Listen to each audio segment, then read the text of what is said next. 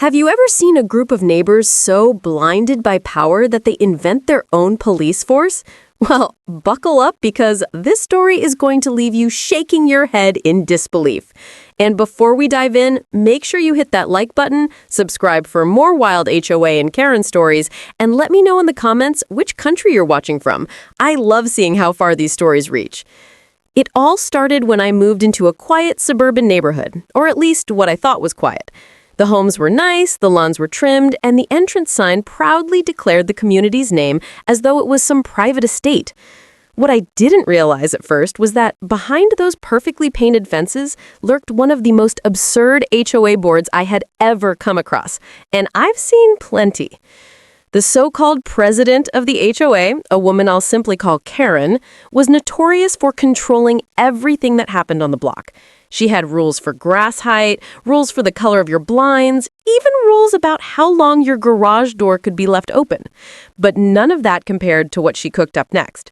See, most HOAs enforce their nonsense with letters, fines, or threats of liens. But this group of self-appointed tyrants decided that wasn't enough. They wanted power. Real power. And that's when Karen and her cronies came up with their most ridiculous scheme yet.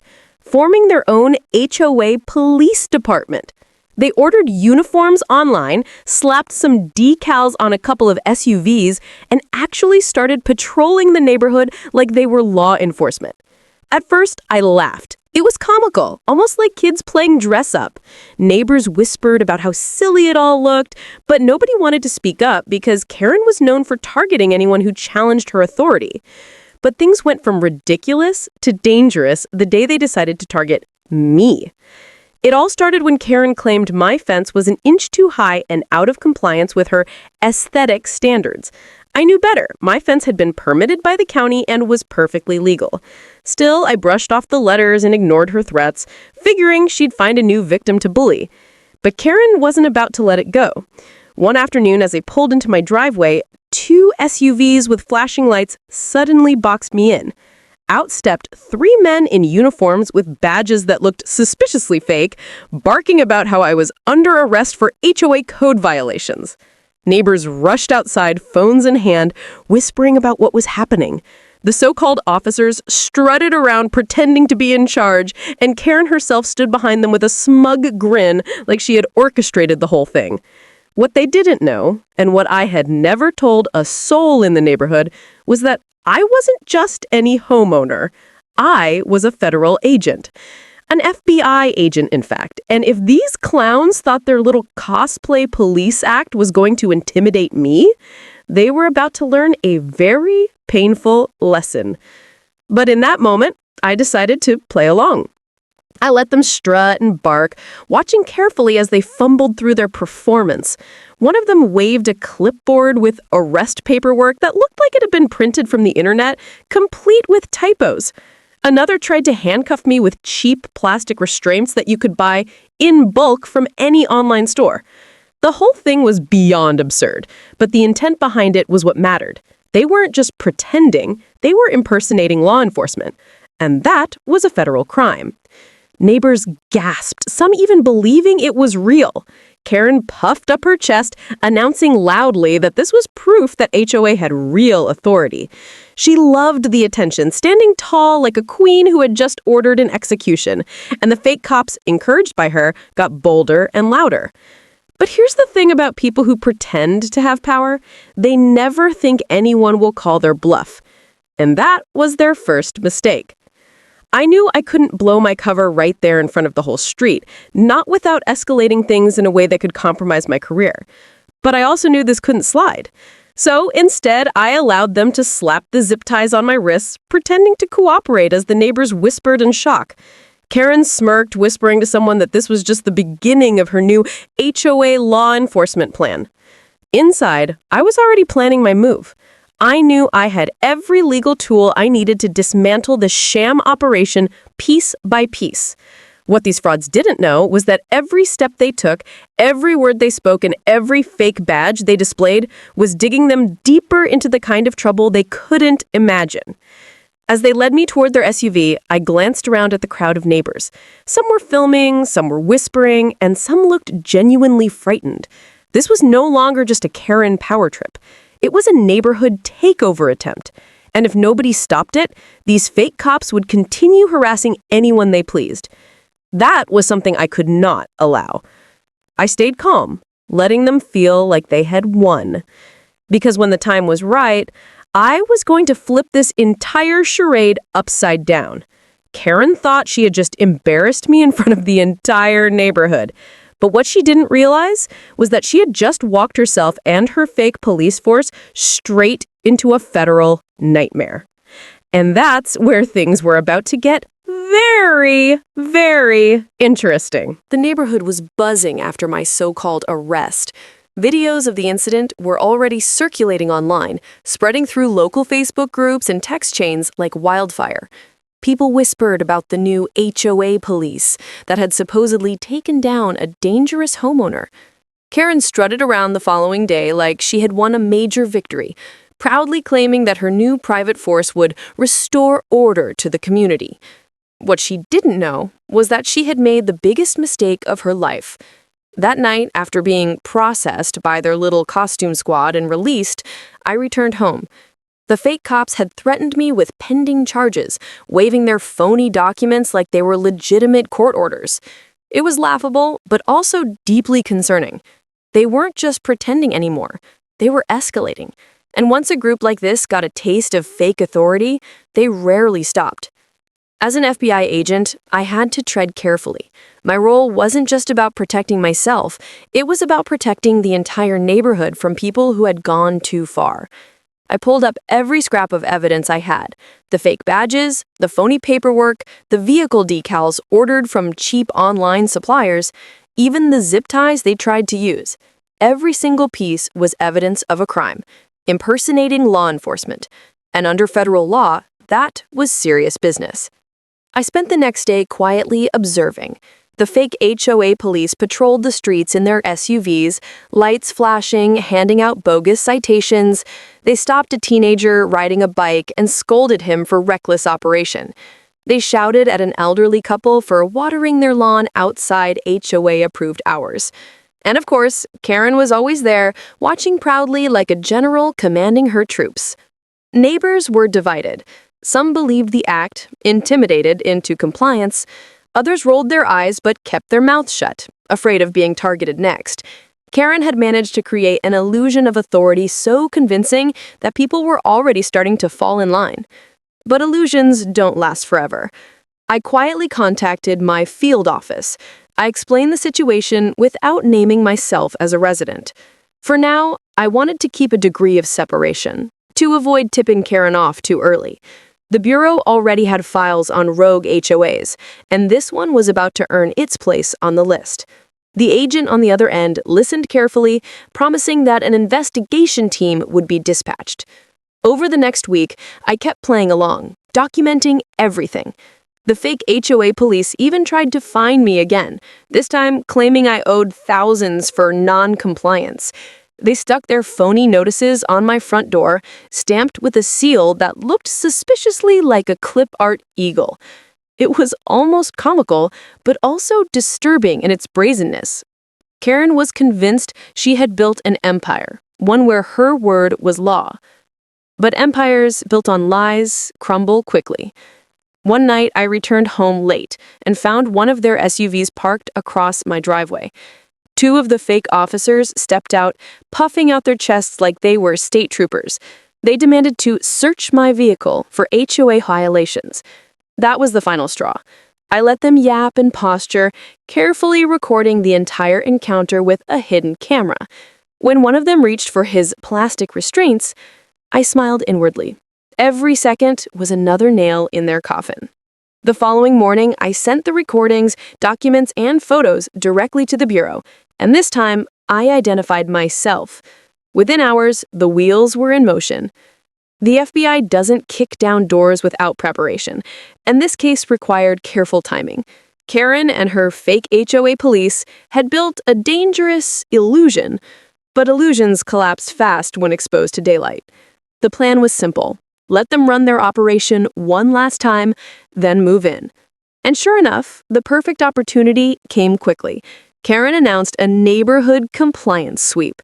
She bragged about it on the HOA newsletter, even posting in the community Facebook group that all homeowners must be ready for inspection. She promised that her police force would be enforcing violations with full authority. She had no idea how badly this would backfire. The day of the sweep, the fake officers moved from house to house, barking orders and slapping bogus citations on doors. Karen marched proudly at the front, clipboard in hand, while neighbors reluctantly complied. Some even believed this was real law enforcement. But then, just as Karen's little parade reached my street, unmarked federal vehicles rolled in. The neighborhood froze as real agents stepped out, badges gleaming. Not the cheap ones Karen had ordered, but the real deal. The fake cops faltered, looking confused. Karen turned pale, though she tried to mask it with bluster. The agents spread out, calm and professional. Neighbors gasped as the real FBI calmly asked Karen's officers to identify themselves. They stammered, fumbling with their toy badges, insisting they were legitimate. The agents didn't buy it. Within minutes, the fake cops were in handcuffs, their SUVs impounded, their uniforms confiscated. Karen screamed, insisting this was her jurisdiction. She claimed the FBI had no authority in her neighborhood, that she was in charge. The agents didn't even flinch. They read her rights as the neighbors looked on in stunned silence. For years, Karen had controlled everything. Now, she was powerless. And me? I stood silently among the neighbors, blending in. No one knew yet that I was the one who had orchestrated the takedown, but the satisfaction was enough. Karen's empire of fake authority had fallen apart in less than 10 minutes, exposed for the fraud it was. The neighborhood was eerily quiet the morning after Karen's arrest. For the first time in years, no patrol SUVs circled the streets, no bogus citations appeared on doors, and no one barked orders at their neighbors. It felt like the community could breathe again. But beneath the relief, there was unease. People whispered questions. Would Karen be back? Would her self-made HOA collapse completely? Or would someone else rise up to replace her? The fake cops remained in custody, charged with impersonating law enforcement. The FBI had taken their uniforms, their vehicles, and their paperwork as evidence. Karen, however, had been released pending trial. That was the law, and as frustrating as it was, it meant she was back in the neighborhood within days. When she returned, her ego was battered, but not broken. She stormed through the community like nothing had happened, loudly proclaiming that the FBI had made a clerical error. She claimed her officers would be exonerated and that her HOA still held control. Most neighbors no longer believed her, but some still feared her wrath. Even without her fake police force, Karen wielded intimidation like a weapon. I knew she wouldn't stop. People like Karen never did. And sure enough, within a week, she launched her next plan. This time, she tried to rally the HOA board against me personally. She accused me of federal overreach, spinning the narrative that I had somehow abused my connections to crush her authority. She didn't know my full role yet, but she suspected I had something to do with the takedown. The board gathered for an emergency meeting at the community clubhouse. Karen arrived with stacks of paperwork, rants prepared, and a new chip on her shoulder. She demanded they reinstate her as HOA president and pursue action against me. The neighbors listened quietly, but for the first time, no one applauded. The spell had broken. That was the moment I chose to step forward. I had kept my identity hidden until then, but enough was enough. As Karen barked accusations and waved her fake documents, I stood calmly in the back of the room. The moment she paused for breath, I spoke, not as a neighbor, but as a federal agent. I revealed the truth. I wasn't just a neighbor. I was an FBI agent, and I'd been documenting Karen's fraudulent empire for weeks. Every citation, every fake arrest, every threat, it was all part of an active federal investigation. Karen froze. Her face drained of color as I held up my real badge, the weight of authority she had pretended to wield but never actually possessed. Gasps filled the room. Neighbors exchanged stunned glances.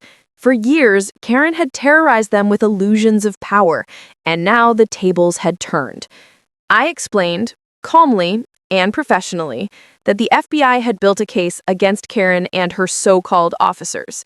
The charges included impersonation of law enforcement, conspiracy to defraud homeowners, and attempted extortion. She wasn't just facing HOA complaints anymore. She was staring down federal prison time.